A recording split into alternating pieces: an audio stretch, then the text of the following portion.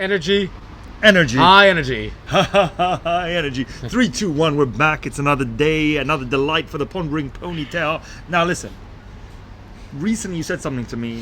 Do you like Phil Collins? Been a big Genesis fan since the 1980 release of their album Duke. Wait, the microphone's here, not here. Sorry, Duke. For those of you that didn't catch that. Before that, I didn't really get much of their work. It was too artsy, too intellectual. He's planting a seed. Hold on. He's planting a seed. Why? Why are you planting that seed? Because these are quotes from American Psycho. American Psycho. The greatest comedy ever made. And there it is. And I mean ever. And I'm not saying the greatest film ever made. I'm saying the greatest comedy ever made. And in so being, sir, it may just be the greatest film ever made. All right. So you're saying... Because to be the greatest comedy ever made puts you in the running to be the greatest film ever made. I think Invisible Touch is the group's undisputed masterpiece. Okay. It's an epic meditation of intangibility. In Too Deep is the most moving pop song of the 80s. Anyway, go ahead. Are we going to sit here while you quote every line, or are you going to tell us why you think American Psycho is the funniest film ever made? Well, I want points. I want bullet points. I want them explained. I want them argued. All right, fine. Okay? Fine.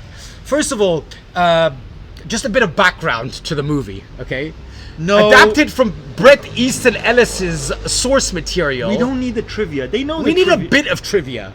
Directed by Mary Harron and passed over by a slew of more prominent then actors who passed on it, and thank God they did, by the way, because Christian Bale's interpretation of the Patrick Bateman character is probably the funniest, most nuanced, hilarious and subtle performance I've seen on celluloid potentially ever. And yes, before you say it, I include Jim Varney in Ernest Saves Christmas. Okay, so hey, hold on. Okay, all right. So you're saying it's a lot of it's down to Christian Bale's acting. And you know what? The expressions and this kind of plasticine face he puts, and he like showcases There's a name throughout. for it. What is it? It's called the Sigma face. Is it? And it's copied and done. Yes, you should get on I social media. I did not know that. Get back on Instagram. I know you deleted it, but it's time to get back on. Okay. Well, I don't need it. I've come to this conclusion myself. Okay, fine. As first typified, in the first scene that, how do I say, induces rip-roaring belly laughter, when, you go through the first sort of 10 minutes of the film, and he's kind of building up to the character that he is, this yuppie, Reaganite, materialistic, ultra-shallow name-dropper, called Patrick Bateman, who lives in the American Gardens building, by the way, and works for Pearson Pierce. And I can tell you, this apartment, it ain't cheap. All right? As he brags to the two prostitutes, as if they give a freaking shit that he was working for Pearson Pierce, and they didn't care, by the way. And then he's storming along through the back alleys of New York in the first scene. You see this homeless guy, Do you remember him? Ow. Yes. And initially, this is great acting. This is great nuance. Olivier-like, RADA-style thespianism, So he's like, I'm cold. He's like, you lost your job? He's like, I had a job. He's like, what were you fired for? Insider trading to this poor, homeless guy. Just kidding. He's like, get a goddamn job, Al. I'll help you. Even that, the kind of the what you call the transition from initial concern in his face, to then the motivational face. Got a goddamn job, Al. I had a job. And then he's like, I'll get you. I'll help you, man. And then he's like, you're so kind. You're a kind man. And then the revulsion and disgust in his face as this homeless man is grabbing onto his Valentino Couture suit, and probably he's also a Jean-Paul Gaultier clothing bag man, as I'll reference later on. And then he just, Al, you know what? I don't think I have anything in common with you. Good Sigma face. Ow! You know what? You reek of shit. And then proceeds to stab him to death. Now this should be a horrific, despicable scene. Yes. You should be reviled by it. Absolutely. You should be your stomach should churn because of it. But instead, because of his acting, because of direction, things I don't properly understand, instead I burst out laughing. Now this is the first scene in a film that I will have to say, whose every other scene, okay, is not just interesting, but insightful, hilarious, and belly laugh inducing. Very good. Okay. So far, is that a good start? I mean, not is bad, that a good but start? you're right. That beginning intro scene is quite funny. How he's trying to be funny with the homeless guy. Yes. And it sort of backfires, but the whole, I don't know, you're right, it is. The ridiculousness of it all, and how out of touch he is as Yes, well. okay. Also, Okay. when he's sitting, you know, in a scene, I think one scene prior to that, or one scene thereafter, Yeah. when he's like, I think they go to Barcadia, Okay. when he doesn't want to go to unless they have a reservation, Yeah. okay? I mean, obviously not. And, you know, the relief, what do you call it, is visible and risible in his face as soon as he finds he does have a reservation, and he gives this appallingly cliched monologue about fixing the ills of the world, like ending apartheid, slowing down the nuclear arms race, you know, fighting terrorism, fighting social injustice. But really, this is all basically just what do you call it, paper thin fodder to mask the fact that he's the most despicable, And very transparent. very obviously. transparent. It's so cliched. Yeah. And you know what? You know what I love about it? Why I think it's so much more funny is because today, I think this now serves as basically a very satirical social commentary on the way people speak today. Okay, and I'm not just talking Virtue about signaling, as we've mentioned before. virtue signaling, and I'm not just talking about the everyman. I'm talking about heads of state. They make these cliched statements, okay, full of hot air. Let me ask you a question. Okay. When was when was it released? It was released in 2000. Okay, wow, okay. So 20 almost 25 years Yeah, ago. exactly. So you're saying, if I'm, you know, kind of getting you correctly, that it's even funnier now than when it first came out because of everything that's happened. It's the how funniest society film. has It's the developed. funniest film of all time. Okay.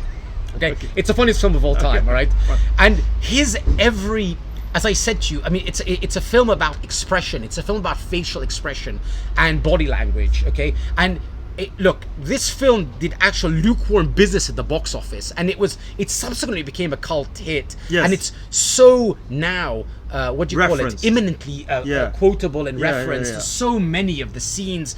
You know, the yeah, business yeah. card scene Yes, being of the most course, famous, of right? course. That's bone, and the lettering is something called Cillian Rail, I don't understand what my... as opposed to Pale Nimbus, which I think either Van Patten or Bryce gives him to compete. Okay, that scene, all right, is as well a what do you call it? A metaphor for shallow Wall Street yuppie-like sensibilities, and that could be actually like that could be yeah, transposed yeah, to any anything. era. Yes, exactly. Okay, but you know what? The again in that scene, which is the most famous scene in the film, probably, or one of the most famous scenes in that film, the way he transitions from the pride at picking up his card from the printer. He's like, I picked up the printer today, and he shows it to all his like equally despicable yuppie executives. Okay, the others, though, however, do not go on psychopathic killing sprees. But don't you think? Okay, but don't you think there's constant air of menace on when this guy might snap? Yeah. That kind of takes away from comedy, doesn't it? No, on the contrary. Do you know what it is? Because it's him giving a big FU to the ills of society. His killing spree is not a killing spree it cannot be looked at in a vacuum. Okay? He That is doesn't choosing make for a funny movie. as though. Al Pacino playing no, what's his Tony name? Montana. No, Mayor Pappas in City Hall. I choose to fight back. Patrick Bateman is choosing to fight back. He's actually the savior of society. He is not the ill. He is trying to fight back. And Dorsia, by the way, you know Dorsia, the restaurant? Yes, I know okay, Dorsia. That's the real villain in the piece. I'm going to come on to that. It just came to me like an epiphany. Okay, but yeah. this is moving away from comedy. No, but okay, fine. Okay, so what I'm trying to say is, again, in the scene, let me just go back to the scene, the business card scene. Yeah. The transition in his face, okay, the transition in his voice from when he puts the card down and the pride at the bow and Cillian Rail combination, okay, counteracted by the pale nimbus, eggshell and Romalian type. Okay, I mean, all of those things are quite funny, and then the last one with the watermark. Yeah. When he's starting to feel the pressure, and the voice in his head is going off. Like he's like, I can't believe Bryce likes Santana's card more than mine. Okay, brilliant. And then finally, his desperation, and it looks like he's gonna basically like start crying. Okay, because Paul Allen, okay, who's his main rival, played by Jared Leto, who he references as being like, you know, has a penchant for Valentino suits and Oliver People's glasses. Although Bateman has a slightly better haircut. Okay, when he says, "Let's see Paul Allen's card," and he's like, "Oh my god, look at that off-white coloring. It almost has a watermark." Okay. And then he drops it. Okay. All right. Now this is actually, you should. I mean, people viewing that for the first time, I think they probably would have found it interesting, Yes. a bit uneasy, a bit kind of Unhinged. uncomfortable, unhinged. But actually viewing it now, You know what? I think It's you're hilarious. right. There's something to be said Okay. about that. I think Okay, you go maybe ahead. need to view the film a couple of times Okay. to see the comedy in it. okay, I think you're onto something. Okay. But I don't think on first viewing you're gonna find it hilarious. okay, fine. Do you know well, what I mean? Anyway, so the okay, acting. Okay, I get it. So the acting. what and okay, else so, makes so, it but, so but, funny? okay, okay. So you like that? Okay, Not bad. Okay, or you like that? Okay. Yeah. Okay, I love the fact that the movie is essentially an A to Z of name dropping. Okay. Okay, so the acting is great, okay? And I think actually in the book is actually written in a far more non-comedic, a more somber tone. Right. Because, you know, we talked once before about Less Than Zero, Yeah, one of my yeah, favorite, yeah, most yeah. underrated films. Yeah. And that was the first Bret Easton Ellis book to be adapted on the big screen. And that film has a humor bypass. It doesn't Yeah. have one joke in it. That was in our underrated movies. We'll put that link in the bio, in the comment section. Exactly. So this film has been kind of turbocharged with like comedy, all right? And the A to Z name dropping, okay, from bars and restaurants. Some are made up, some are some have been authenticated. Okay, Obar, Sequoia, Texarkana, Barcadia, Dorsia. Wow. Well done. Well done. Canal Bar. Well Tunnel, done. Well done. Pastels and crayons. Okay, fine. I can keep going. How many Just times give have me- you watched this Yeah, film? a lot of times, by the way. Okay, now when I was in New York all those years ago, I actually had a list. I had printed it out. This Right. is before the sophisticated internet age, Yeah, and yeah, before yeah, social yeah. media. And I took a list and I tried to find them all, and actually like only but two of them existed. Tunnel. One of them was River Cafe. And Tunnel. And Tunnel, I think. yeah, Gorbachev yeah. was in Tunnel, as he references at one point. Okay, but this whole kind of, you know, pathetic need to name drop, even though you're this 6'2", muscle bound, strong hairline, rich. Your father owns Pearson, practically Yeah, owns Pierce yeah. as what's it called? Reese Witherspoon. Yes. Who, she's like, your father practically owns a company, and he's listening. He's basically listening to the new what do you call it? Robert Palmer CD on his Walkman, and she's like, we should do it, Patrick. Do what? We should get married. Can't take the time off work. I'm trying to listen to the new Robert Palmer album, and Evelyn, my supposed fiance, doesn't even refer to her as a fiance. Anyway, this kind of like what do you call it? Shallowness and this revulsion and what do you call it? Disgust, disdain. Disgust with society. Yeah. Okay, is so funny, and I think today, because there's so much. I want to say like partisanship. There is so much divisiveness, okay, in the political climate, in the social climate. I think now watching American Psycho makes it ring so much more true, and Okay. I think it makes it a well, I mean, it is a cult classic anyway. But I think that so much of the dialogue at the time in 2000 would have been funny and somewhat insightful, but not necessarily. I don't think there's like that much beneath the surface, but today it's all about digging below the surface. And I don't know if Bret Easton Ellis, Mary Harron, or Christian Bale would have known that when they filmed it. Okay, but the film is A to Z. Okay, fine. Just Fine. funny with name dropping. Okay. So what else you got? I've got a You lunch made with some Cliff. good points. I've I'll got give you a that. lunch with Cliff Huxtable at the Four Seasons. Four Seasons, is that uptown? No, there's one down here. But it's So the aren't you acting- going to be late? No, I'm not. Yeah. The acting, Yeah. the like superficial name dropping and the vacuousness of the whole like kind of script, I guess. Yeah. Okay. What else you got? Now, What else you got for me? Let me tell you something else. To make violence. Okay, Yes, to that's make, good. I wanted to touch on that. Okay. So How is that funny? Okay, so to make violence that's so horrific, and a lot Yeah. of it is incidentally implied violence. Right. There are scenes of blood, but it's not a Saw or a Hostel or even a Nightmare on Elm Street. Right. It's not a Even- horror. Although it's, if we research IMDb or Wikipedia, it's considered like dark horror or light horror, whatever you want to call it, right? But a lot of the kind of the violence and the blood show is kind of implied and off screen. Yeah. Okay. And because of how he portrays it and how he does it, Yes. you don't really take it seriously. I mean, listen. I'm not trying to. the little dance he does. Okay. Yeah. Do you like Huey Lewis in the News? Whilst the Jared Leto, which Paul Allen is like sitting there, like drunk out of his head, after a very miserable dinner at Texarkana, which he thought was going to be dorsia. Okay, and when the bartender brings him a drink and he says, "Would you like to read this?" Not if you want to keep your spleen. Is that Ivana Trump? Patrick, what would Ivana Trump be doing at Texarkana? Okay, so basically, when he brings him into the, which is the first sort of pronounced murder scene when he kills his rival, okay, who has a better business card than him and can get the reservation at Dorsia. Sea urchin ceviche, okay, key. All right, everyone wants to go to Dorsia. What is Dorsia in London? We should think about that. There's The elusive restaurant you can never get a reservation at. All right. In any case, so that scene, obviously, with the axe and that kind of like transparent waistcoat when he does the dance, hip to be square, okay? And then he says, "Why are there copies of the style section all over?" It's like, "Are you renovating?" "No, Alan." "Are you doing something?" "Yes, Alan." And he's like, "Listen, try getting a reservation at Dorset now, you stupid bastard!" And he starts like cutting him up with the axe, right? And then lights a cigar, sits there with his legs crossed and lights the cigar.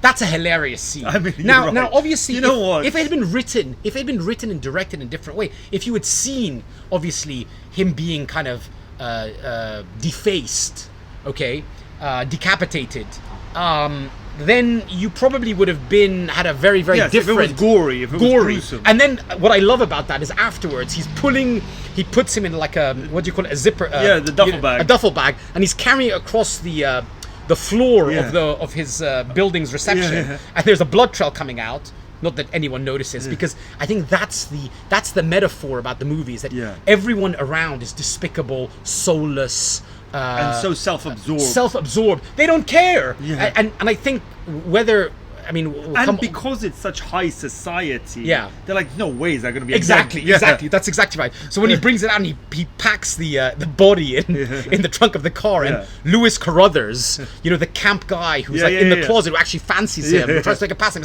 she's like, and he looks, and for a moment Patrick Bateman thinks that he's like outing him for. He's like, "Where did you get that overnight bag?" And he's like, and again, like from that's hilarious. No, hold on. So the panic.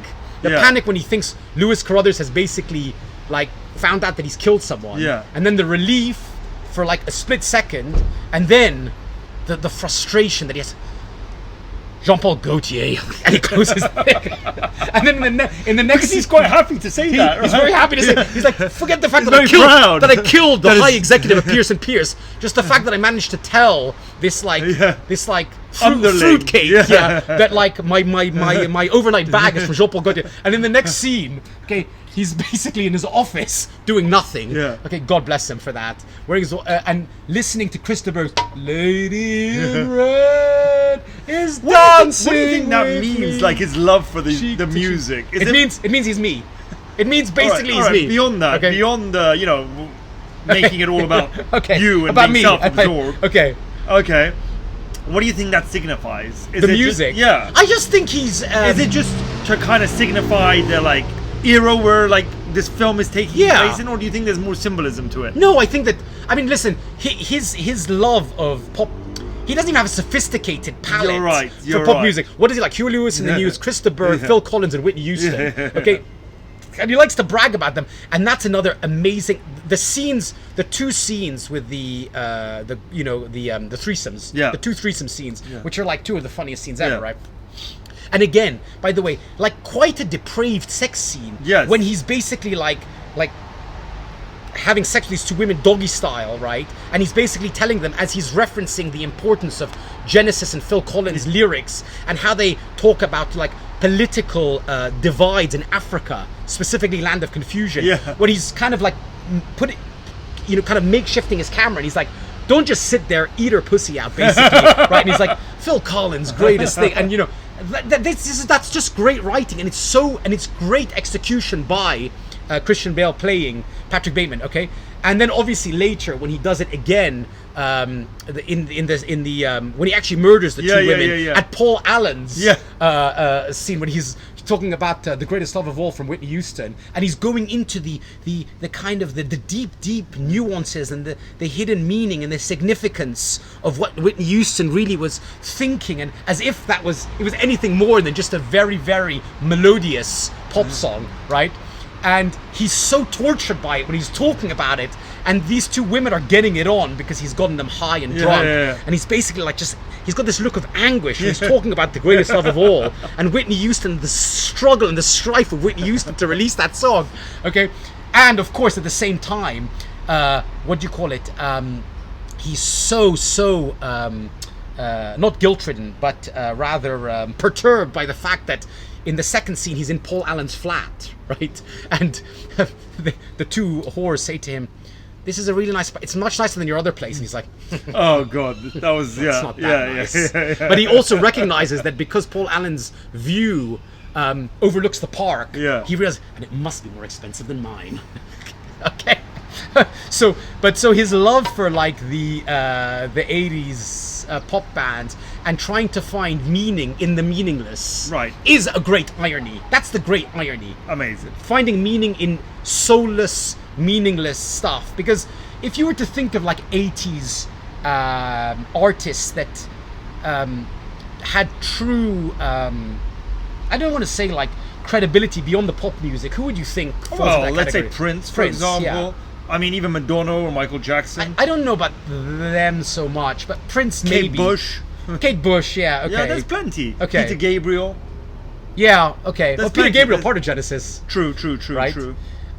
So this is like some of the great, some of the other great. There's plenty, by the way. Reasoning. Dire Straits. There's so many. Dire Straits. Yeah. Well, okay. So you like that? Am I selling you on these things? What? Okay, so far. You really have. I want to know what you guys think. Okay. Have you seen it recently? Okay. Have you watched American Psycho? Do you like him? Think it's the funniest film ever made? Do you think it's a comedy? Maybe it's just a comedy. I don't think it's a comedy. Or do you think it's even become a comedy? Okay. I mean, maybe that was not the intention initially, but maybe that's what it's become. Also another thing which is great is Willem Dafoe, who plays the detective. Right.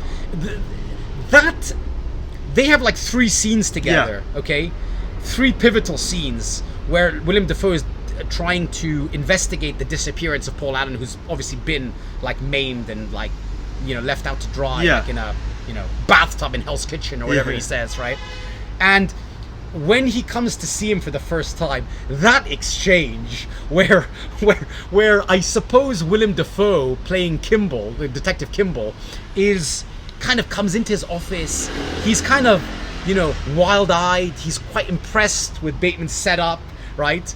And he's kind of asking him about Paul Allen's background, and again the great confluence of emotions and expressions in Patrick Bateman's face when he's trying to denigrate the Jared Leto. Paul Allen was like, I think it was part of that whole Yale thing. And he's like, and Defoe's like, that whole Yale thing? Yeah. For one thing, I think he was a closet homosexual, did a lot of cocaine. He's like, what could you? And then Defoe, what could you tell me about him as a man? Well, he hung out at O-Bar, Canal Bar, the yacht club, the Harvard Club, the New York Yacht Club. He owned a yacht? No, he just hung out there. And what were you doing that night? Well, let me see. I guess I was returning some videotapes. That's not what I've got. Well, what do you have? That's not the information I've got. He's like, and then he's like, if you could remember. And then that's for the next meeting. Yes, where he also fluffs his line but doesn't remember, right? In the end, we have to talk about that line. I've got to return some videotapes. Okay, why it's significant. But that whole exchange with them, and in the end, Defoe's character is like provides him his own alibi, because Bateman is struggling, and in that third scene, he's sweating, and he's like, so where were you that night? We know where this guy was and that guy was. He's like, so where were you? Where'd you put me at? He was at lunch with and you. Oh, yeah, of course. So he's actually like, even though he is obviously a homicidal, deranged maniac who is killing people by the dozen every week, okay, he's been given an alibi. And that's the other thing, which is that all the people in that kind of American psycho world confuse each other with one another. Yeah. Right? He's confused for this guy called Halberstram. Yes. All right? And everyone is fucking everyone else's wives. Yeah, and nobody yeah, really gives a shit. And I think it's just symptomatic of what we were saying, the shallowness of society. You just want to get into the best place. You just want to drop the biggest name. You just want to talk about what your glasses are from or your suits are from. But nobody really cares about the person, about their moral fabric. And actually, no one in this film is a hero. No one in this film has any redeeming qualities that I can think of, actually. Right? They're all despicable. Okay? And in a strange kind of way, when you deconstruct it, you realize Patrick Bateman is actually the hero. Okay, despite being one of the most sinister, vile, evil, devilish villains. Yeah. Because you know what? As he says, I want to fit in. Actually, what he wants to do, he's disgusted with himself. I hate that I am this guy. I hate that I'm reviled by my business associates, by my fiance, by my mistress, by my life, right? There's got to be something more. He's actually seeking something more. He can't get it. What am I going to do for kicks? I'm going to start axe murdering people, right? I mean, like most psychos. But anyway, a social commentary. It's surprising that Christian Bale hasn't made more comedies then. And so he's made one or two. To that point, like Christian Bale, who's a chameleon actor, right? Yes. And I think he's taken on the kind of mysteriousness of he some wants of the, to show off his range, right? And as many differing roles as possible, and notoriously private as a personality, right? But it's true. And then you think of like roles. The role for which he won the Oscar was the film with Mark Wahlberg, the boxing film, The Fighter, which was a biopic. And he plays kind of an eccentric character in that film. But he played Batman very seriously. Yes. He's played... And in next week's episode, we'll tell you why Batman is the best rom-com ever made. It's true, actually. Batman and Robin, though, specifically. Batman and Robin. Also, I want to say that... I lost my train of thought for a second, but go on. You had one or two more questions? No, you were going to talk about the returning the videotapes. Oh, yeah. Okay. Now, that line... Okay, I have to return some videotapes. Yes. When he drops it, okay, and it's become is that the most quotable line from the movie? Probably. I think the card scene is probably the most famous reference scene, but the line of dialogue. Okay, fine. I have to return some videotapes, and especially when he's in the dry cleaner, which is the first time he drops it, when he's basically giving his sheets, which are like the bed sheets, which are covered in blood, and to this Korean woman, she's like. I don't want to sound, xenophobic racist here, but she's like shouting in Korean. I was like, I can't understand you, you fool! You fool! I have a lunch at Hugh Bear's with Quotable. I cannot talk to you! And then this woman comes in, and then he says, if you don't shut the fuck up, I will kill you. And she's like, she doesn't understand. He's like, oh! He's like, and then this woman comes in, she's like, Patrick? Oh, hi, the panic. And she says, I thought that was you. Yes. Well, these guys are the best dry cleaners in town. Then why can't they get this stuff out of it? And she looks at it in shock, like, is that blood? She's like, well, it's cranberry juice, apple. and then what's it called? And then he goes out and she says to him something like, oh, I'd love to see you. No, I'm busy all the time. I can't. This Friday? No, I got a matinee of Les Mis. Next Friday... Can't. And he goes out, right? And so you know what? I'm convinced. And the dropping. I think I need to watch it again. By the way, you're right. This is the funniest film ever made. And by the way, the dropping of the videotapes, like you basically you killed two high-class hookers. Okay, what were you doing last night? Well. I think I was returning some videotapes. That's not what I got. Whoa, I had a dinner with a woman called Courtney or something. That's not what I got either. Well, I don't know. And right, also, can I just say this thing as well? All right.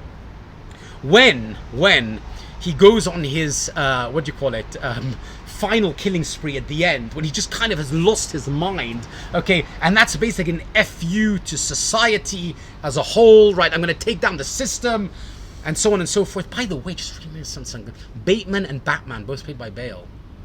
Almost an anagram of each other. Do you think Batman... Fine, that's good, that's good. But I don't think there's much to read into that. I think that's just a coincidence. Bateman is Batman with parents. Continue with what you were saying. Okay, when he goes on this killing spree, he's just basically shooting everyone, and he's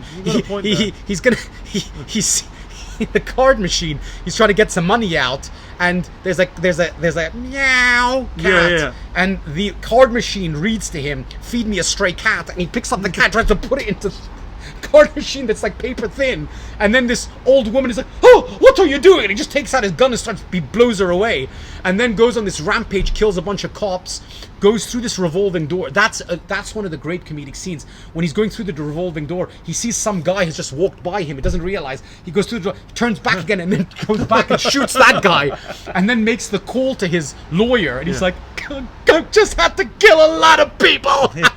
There's a guy and his butt rotting in the bathtub in Hell's Kitchen, and I cooked some of their brains. I ate some of them as well. Now that's like Hannibal Lecter, like right, yeah, terror, psychopathic thing. Yeah. But okay, there's nothing funny about Hannibal Lecter. No, absolutely. There's nothing funny about Henry Porter, a serial killer, right? There's nothing funny about Jigsaw and Saw, right? But Bateman is basically their contemporary, Yes. and yet he is the greatest comedic character of all time. That's basically what I'm saying.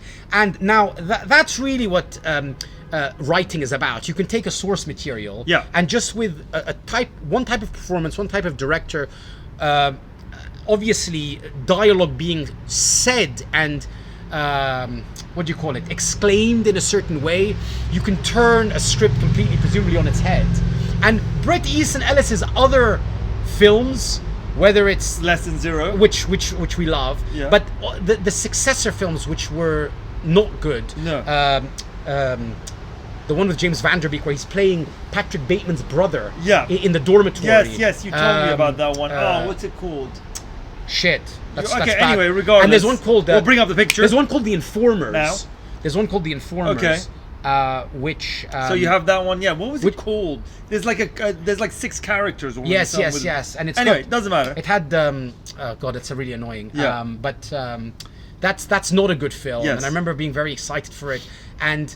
I mean, it doesn't have like a Christian Bale performance in it, but it's also very mean. So it's Bale that really makes the film. But it's mean spirit. What I'm trying to say is that it's not like it doesn't have that wit and satire and that tongue in cheek. No, you know what I mean. This is a bit of a piss take. Of course not. But no, you make a good point. You make a very good point. You like that, huh? You like that. I convinced you more about this than Miami Vice being the coolest TV show of all time. And I think I'm gonna watch it again. You guys should watch it again. Tell us what you think. Please comment. Can I just make one more line before we go, because I was watching yesterday, and it's a line that that was is definitely not supposed to be funny, but in the final scene he realizes he thinks he's going down because he's confessed the crime to the lawyer, and he's had a meltdown to his secretary. Chloe Sevigny plays the secretary. Yes. And there's a great scene there where he actually spares her an execution with a dart gun. One of those. Okay. For some reason, he kind of. I guess she's probably the moral center of the film. She's the one person who's hasn't been kind of tainted or corrupted by the malaise in this society, right? But in any case, he's going down, and then he convenes with Bryce Van Patten and all the other guys at their club, and he's having a meltdown. And then he sees the lawyer that he confessed everything to. He's like, "I need to speak to you. I need to speak." And he's sweating, and he's drenched in sweat, and all that kind of stuff. And the guy has forgotten completely, and he's like, "I called you last night." He's like, "Oh my God, that was hilarious!" And he's like, "Yeah, I get it, yeah." And I couldn't confess. And he's like, "Never do that." And he's like, "It couldn't have happened. Why not?" Because it couldn't. Why not, you stupid bastard? And the way he says it, "Why not, you stupid bastard?" Because I saw Paul Allen in London last week. No, you didn't. Another reference to the fact that all these people are they're just interchangeable. They're interchangeable, right? Society is rotten. There is no man. There is no woman. Now, if you'll excuse me, I have to go return some videotapes. I like what you did there. Put it there. That was very well done. I got a net 30 rares of Dorsia. Comment, guys. Sea Subscribe. urchin Do it up. ceviche.